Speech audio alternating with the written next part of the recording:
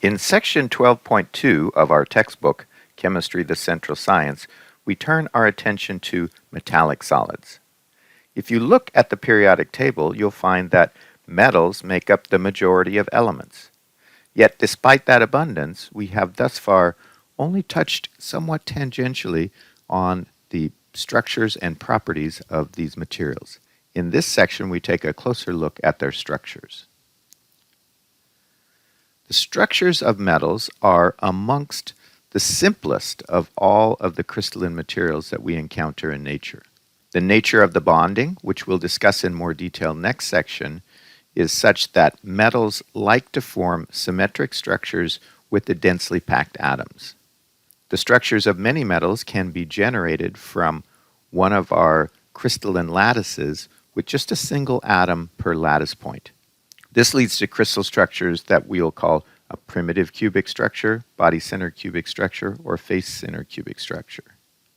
Those are shown here. We can see the primitive cubic metal on the left-hand side. We can see a body-centered cubic metal in the middle, and then a face-centered cubic metal on the right. Let's now take a little bit closer look at these three structures. Here I'm showing a view where I've got 3 by 3 grid of unit cells. If we look at the primitive cubic metal and we were to think about how many nearest neighbors each metal atom has, that is, if we draw the spheres big enough that they start to touch, how many atoms are touching each atom? And for a primitive cubic metal, there are 6 spheres touching each atomic sphere. And you might guess that if you think about the packing of cubes, and you were to put an atom in the center of the unit cell, which would be equivalent to putting an atom at the corner, either pattern would give you the same arrangement, and you know that each cube would have 6 neighboring cubes. This particular structure is not very common. In fact, the only example that I know of would be the radioactive element polonium. Moving from left to right, we get to the body-centered cubic metal. And so here we've got an atom at the corners of the unit cell, but also another atom at the lattice point at the center of the unit cell. Turns out this structure is much more common. Well-known examples include iron, molybdenum, and sodium. In this case, each atom is touching 8 nearest neighbors around it. This is probably the easiest one to see because if you think about that atom that is at the center of the cubic unit cell, it's touching the 8 atoms that are on the corners of the unit cell. And then if we go all the way to the right, we can see the structure of a face-centered cubic metal. We see this structure for metals like aluminum, copper, silver, and gold. And in this case, the number of neighbors is not all that easy to see. I think we'll get a better sense of it as we go through this lecture. But each atom is actually touching 12 other atoms. We can look at these structures in yet another way. Let's look at just a single unit cell and any atom that might be on the periphery of the unit cell, at a corner or a face or an edge. We're just going to chop it up so that we only see the part that's inside the unit cell. And if you do that, you can see that in a primitive cubic unit cell, each atom is only 1/8 of the way inside the unit cell. And since there are 8 corners of a cube, that means there's 1 atom in the unit cell. If we look at a body-centered cubic metal, we still have these 8 1/8 spheres in the unit cell, but we now have another atom at the center of the unit cell, and that atom is entirely within the unit cell. So this one is 2 atoms per unit cell. 8 times 1/8 plus 1 for the atom at the center. And then if we go to a face-centered cubic metal, now we have atoms at the corners, 8 of them, each 1/8 in the unit cell, so that's 1 atom. And then we have these atoms that are at the center of each face. And each of those is chopped in half by the unit cell boundary, so it's half inside the unit cell and half outside. And there are 6 faces in a unit cell. 6 times 1/2 is 3. So we get a total of 1 plus 3, or 4 atoms per unit cell.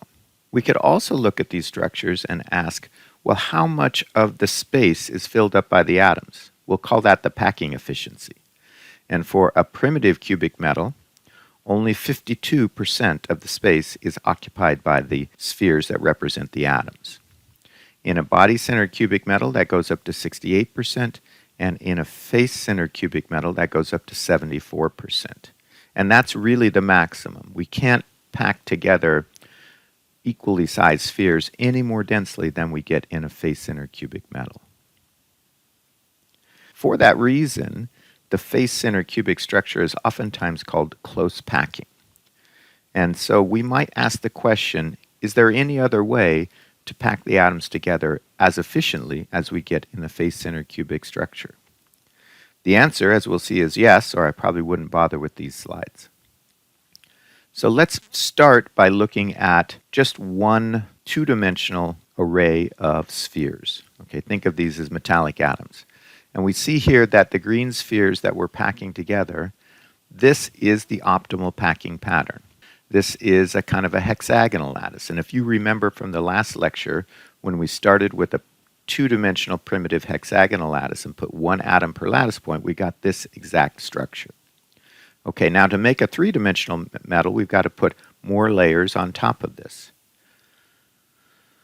Well, we could put the layers immediately on top of it, but that wouldn't be the densest way to pack it.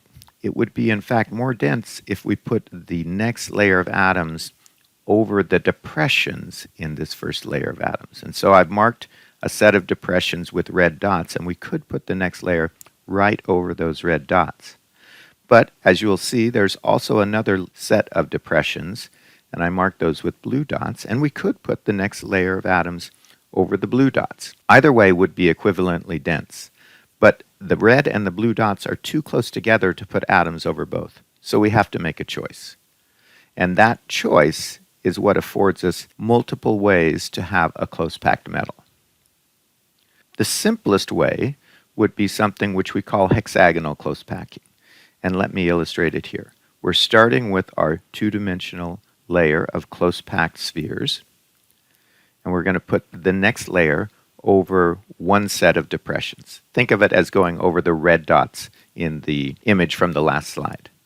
Okay, so we're going to call that A, B, because of the placement of the spheres.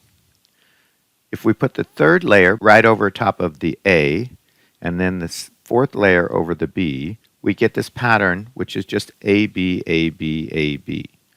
Okay, and that is what we call a hexagonal close packing.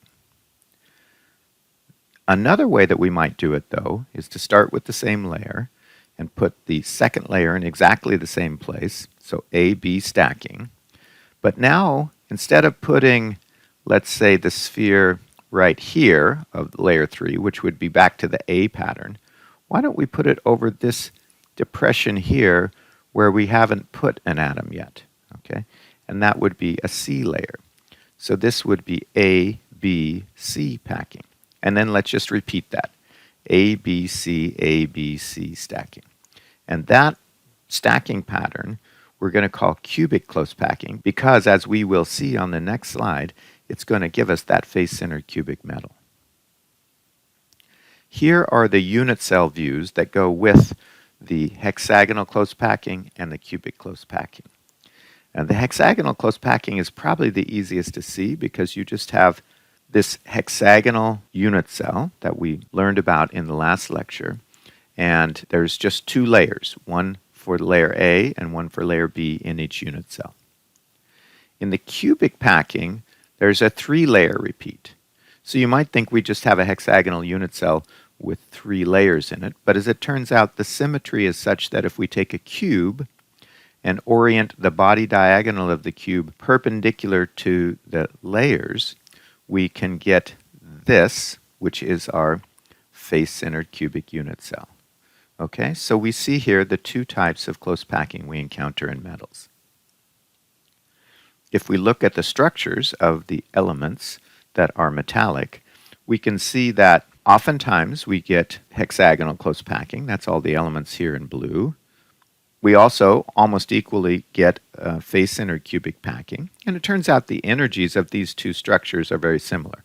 In both cases, each atom has 12 nearest neighbors. In each case, the packing efficiency is equal at 74%. And so we might think that those two structures dominate, but we see that also there are many examples shown in yellow here of a body-centered cubic packing. So these are the three most important structures of metals. Now, if we want to talk about metals that have more than one element in them, then that brings us to the concept of an alloy. And most of the metals that you would encounter in real life are actually alloys. So an alloy is something that behaves like a metal, but has multiple elements in it. And we're going to learn about a few different types of alloys. Some familiar ones might be brass, right? That you encounter that a lot. That's an alloy that's formed between copper and zinc. It doesn't have to be exactly 2/3 copper, 1/3 zinc. There could be other ratios. Bronze is an important alloy, of course, historically important. We can think about the Bronze Age. That is an alloy between copper and tin.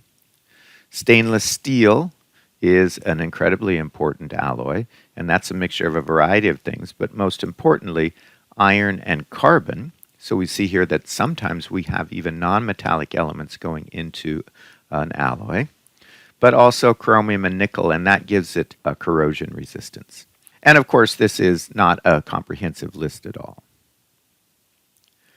But we could look at these different alloys and we can classify them into different groups depending on basically how the atoms are arranged. So we can talk about substitutional alloys like brass, interstitial alloys like steel, heterogeneous alloys like pearlite, and intermetallic compounds. I'm going to just briefly tell you how these are different from one another. The substitutional alloy and the interstitial alloy share a couple of common traits. In both cases, we have what I would call a solid solution. That is, we have something that is basically homogeneous, but on the other hand, it has a variable composition. Just like saltwater solution could have varying levels of salt and water, we see in these kinds of alloys that we can have varying amounts of the 2 or 3 or however many elements go into the alloy. The difference between the two types of alloys is that in a substitutional alloy, the atoms are similar in their size and bonding preferences, and so really you just have random replacement of one atom by the other. So if you talk about gold, and then you replace some of the gold atoms with, say, silver atoms or copper atoms, you can get alloys of gold. So this is a substitutional alloy. In an interstitial alloy, the difference is that you have generally some small atoms, typically nonmetals, and those might go into the void spaces, into the cavities within the alloy. We learned just a couple slides back that not all of the space is filled by the metallic atoms. So there's a little bit of room to put these small elements in between. And when you do that, it tends to make the alloys quite hard, right? The bonding between the nonmetal and the metal gives oftentimes desirable mechanical properties.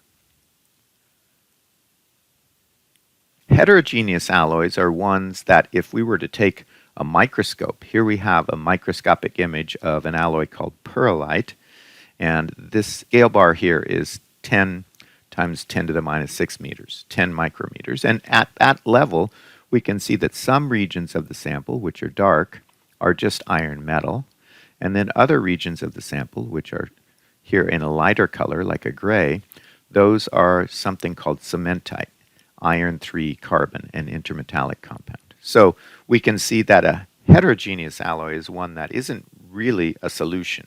It is a heterogeneous mixture. And then finally we come to intermetallic compounds. And the thing that makes these different from the other types of alloys is these are truly compounds. They have a fixed composition. Nickel 3 aluminum is, you can't change the amount of nickel in aluminum. It has to have 3 nickel atoms for every aluminum atom. Niobium 310 the same way. Here we see a few examples of intermetallic compounds, and some of these are very important in technology applications. Nickel 3 aluminum is a very strong, lightweight alloy that's used in aircraft parts. Niobium 310, if you've ever gone to a hospital and gotten an MRI, this material is probably involved in that because at low temperatures it becomes superconducting. It conducts electricity with absolutely no resistance, and that allows you to make very powerful electromagnets out of it. And then samarium cobalt 5 is a really important magnetic material. For those of you who might be interested in a kind of alloy that's going to be pretty familiar, let's think about the substitutional alloys of gold that are used in jewelry. So gold, silver, and copper all take a face-center cubic structure. Gold and silver in particular are very similar in size. Copper is a bit smaller, but we can substitute one atom for the other at any ratio that we want. It turns out that pure gold is actually quite soft and so not really great for jewelry. So generally a little bit of either silver or copper is added to give it more mechanical strength. And if you add enough, you start to get different colors. So copper-rich alloys are actually sometimes called red gold. Obviously, if you put a lot of silver in, you start to get a whitish color.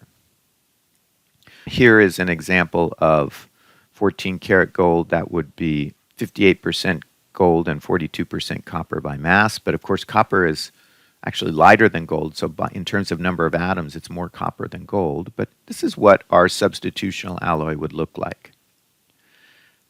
Purple gold, which seems a little bit like an oxymoron, is kind of interesting because this is actually an intermetallic compound between gold and aluminum. And it has this precise ratio, 1 gold for 2 aluminum atoms. And it takes this structure right here. So we can get different kinds of alloys, and they're important for different reasons. Let's just finish by going back over the properties of alloys, and I want you to complete this slide.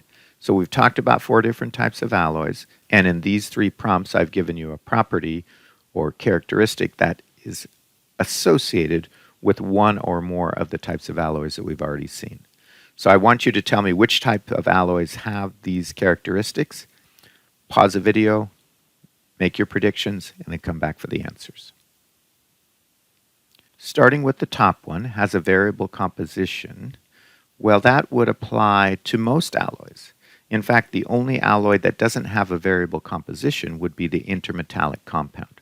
So the other 3 can all have a variable composition: substitutional alloys, interstitial alloys, and heterogeneous alloys. Contains more than one phase at the microscopic level. That definition right there tells us that we have a heterogeneous mixture, and therefore that would apply only to heterogeneous alloys. Typically contains nonmetallic elements. Remember, we said that it is the interstitial alloys where we have to put small, often nonmetallic atoms into the spaces between the atoms. That's an interstitial alloy. For something like a substitutional alloy, that's probably not going to fly because you just can't take a nonmetal like copper or nitrogen or oxygen and put it where a metal atom is supposed to be. It just is the wrong size and bonding characteristics. You could have nonmetallic elements, of course, in a heterogeneous alloy, but that may or may not be the case.